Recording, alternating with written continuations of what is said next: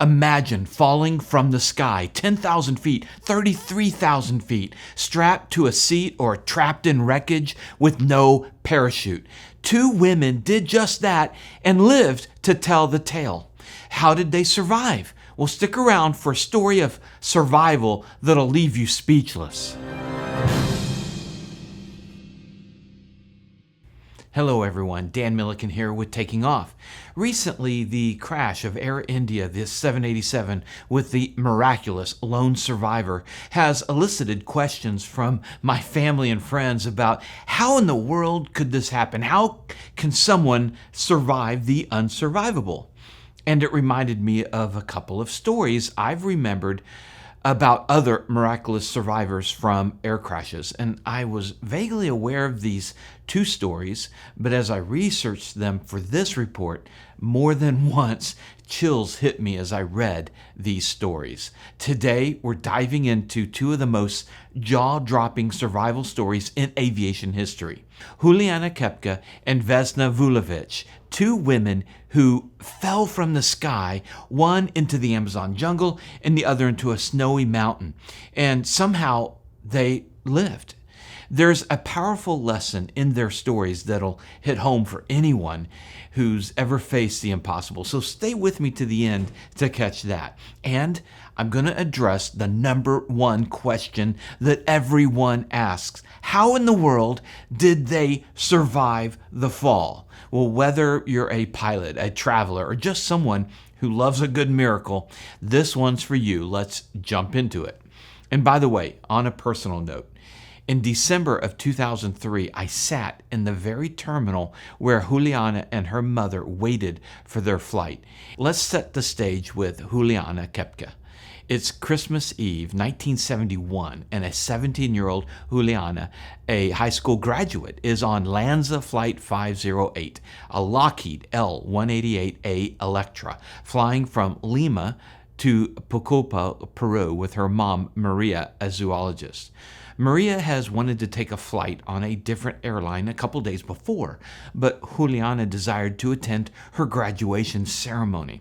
So they're headed to join her dad at their Amazon research station, Panguana.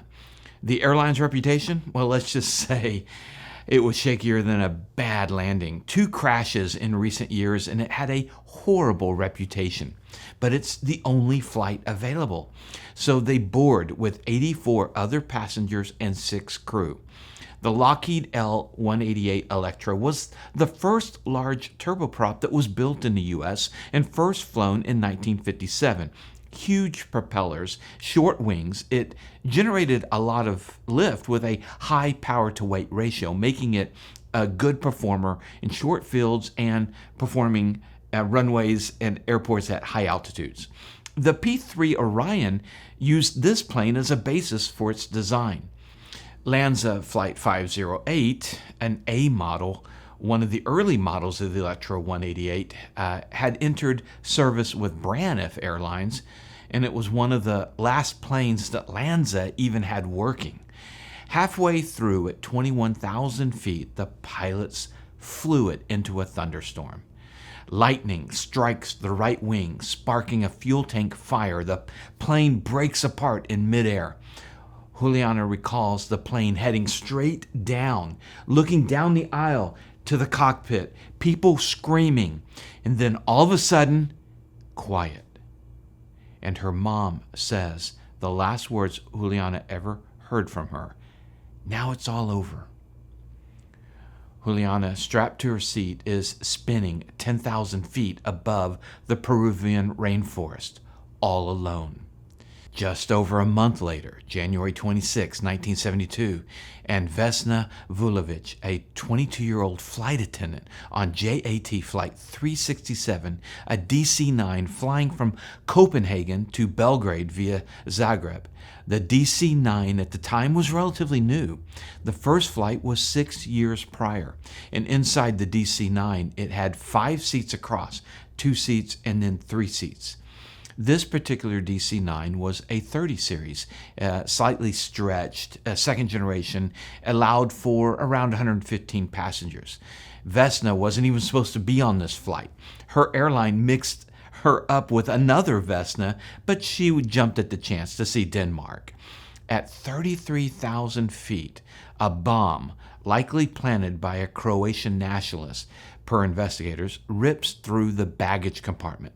The plane explodes over Czechoslovakia, now called the Czech Republic, scattering 28 passengers and crew.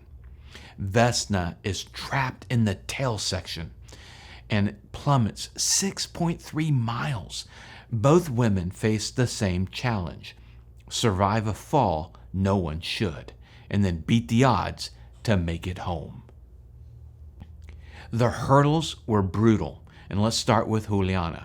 Falling, strapped to a 3-seat row, she sees the green below her like broccoli, she later said. She passes out. She comes to. Then she passes out again. She wakes up in the Amazon, still buckled to her seat and still wearing her mini dress, one sandal, no glasses. Her injuries? She's got a broken collarbone, deep cuts, a concussion, severe concussion, and a swollen eye. Her eyes were so bad she couldn't even at first read her watch. The jungle's no picnic. Think snakes, piranhas, bugs. And she's alone with only a bag of candies that she finds in some of the wreckage for food. She must find her mother. Her parents, both scientists, had taught her jungle survival at Panguana, but severely injured, sometimes crawling through dense rainforests, tests every ounce of her grit. She follows streams, hoping they'll lead to people, dodging crocodiles and battling infections. In her grueling trek, she comes across wreckage from the plane and bodies, including 3 passengers buried headfirst in the ground. Vultures are circling. She gets a stick and pokes one of those passengers, praying it's not her mother, and it's not. She keeps moving, driven by the hope of finding her mom. Vesna's ordeal is just as grim. She lands in Subska Kamenice, pinned in the DC-9's tail by a food cart, which likely saved her. The snow-covered slope cushions the impact, but her injuries are catastrophic. A fractured skull, 3 broken vertebrae, 1 crushed, broken pelvis, broken ribs, broken legs. She's temporarily paralyzed, in a coma for days, and hospitalized for months. A villager, Bruno Hanke, a former World War II medic, finds her screaming in the wreckage and keeps her alive until rescuers arrive. And unlike Juliane, Vesna can't move. She's at the mercy of others, with no memory of the fall due to the brain trauma. The Yugoslav authorities blame a terrorist bomb but never catch the culprits, leaving Vesna to face physical and emotional scars. Both women battle isolation and pain and survivor's guilt. Lanza's crash, the deadliest lightning strike disaster, kills 91, but here's one of the chill bump moments. It's likely that 14 other passengers survived the 2-mile fall into the jungle, including Juliane's mom. She survived, but they all died of their injuries before rescuers could find them. And how in the world did 15 people survive a 2-mile fall? Well, we'll get into that in a moment. JAT's explosion killed 27, with Vesna as the sole survivor. The industry faced tough questions. Why did Lanza fly into a storm? How did a bomb get on JAT's plane? And the biggest question of all, how did they all survive the fall? In Juliane's case, high above the thick Amazon jungle, the Lanza aircraft was flying in a thunderstorm. Experts and Juliane herself point to 3 likely reasons that she and 14 others survived that fall. And probably the answer will end up being a mixture of the 3. In thunderstorms, you can have extreme updrafts, and this could have slowed the falling passengers. Secondly, Juliane recalls spinning. And while some, not aviation people, liken it to a helicopter blade, this isn't accurate, as no lift is being created by a spinning airline bench seat. But like a windmilling propeller on an airplane that's suffering engine failure, a spinning prop creates more drag and slows the plane down. A spinning row of airline seats might have had the same effect, creating more drag. And finally, the Amazon rainforest canopy provided the world's biggest air cushion if the victim hit it right. One or all three of these possibilities are probably what saved Juliane. For Vesna, experts believe her getting trapped in a section of the fuselage by the food cart was a key to her surviving the 5-mile record-breaking fall. The tail section, offering a little more drag than all the others that were blown clear of the plane, might have really contributed. The aft section of the plane she was stuck in impacted trees and snow at an angle, possibly cushioning the impact enough for her to survive. Also, she had low blood pressure, which probably helped her to not bleed out. Here's the turning point. For Juliane, it's day 11 when she stumbles on a shelter by a river built by lumberjacks. Exhausted, she pours gasoline from a can she finds on a small boat on her maggot-infested shoulder wound, a trick that her dad had taught her, and she waits. The workers return the next morning, stunned to find her, and they canoe her to safety and then a hospital. When she's recovered enough later, she helps locate the crash site, and she learns that her mother had died. And then the knowledge her mom had survived the fall but died afterwards. For Vesna, it's Bruno Honke's quick action and months of medical care.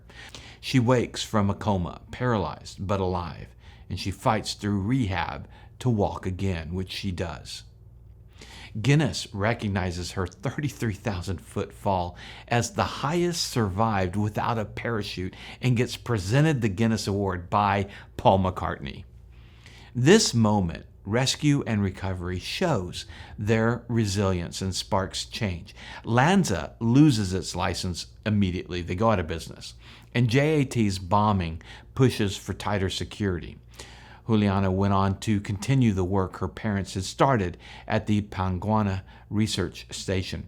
Vesna wanted to stay with the airline flight attendant job, but the airline was concerned about the impact on passengers if they boarded to find Vesna on the plane. So she was given an office job with the airline. Later, with the struggle against the Milosevic regime, she took a stand against communism and she was fired. So two women turned tragedy into triumph, and they reshaped aviation safety.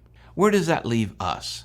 Their stories teach me a lesson I'll carry as a pilot and a person. Courage under pressure, to not give up, to not be resigned to a fate, but to keep working the problem as long as you can. In the cockpit, I'm ready for emergencies, the engine trouble, the bad weather. You make good decisions, you train, and because of the training, it can save lives. And this reminds me to stay calm, to trust my skills, and to keep going, like Juliane trekking or Vesna enduring rehab. In life, we all face falls, big or small. Their courage shows us to get up, to move forward, to lean on others when it counts, to work hard and accept the help given along the way. Thanks for joining me on this incredible journey with Juliane and Vesna. I hope it inspires you as much as it has me. A quick nod to two sponsors who make these stories possible. First, Flying Eyes Optics. Their glasses and regular glasses have incredibly thin frames that fit like a glove under headsets and helmets, and they're perfect for pilots or sunny days. Visit flyingeyesoptics.com and use my code TAKINGOFF, all caps, for 10% off. Also, 67 Designs at 67d.com. They craft phone and camera mounts for planes, cars, and boats, and they're made in the USA with unbeatable quality. I used them in my own Cessna and in my vehicles, and they're rock solid. And if this story has moved you, click on the box right here on the screen for another one of our reports. Until next time, remember, superior judgment trumps superior skill. Take care.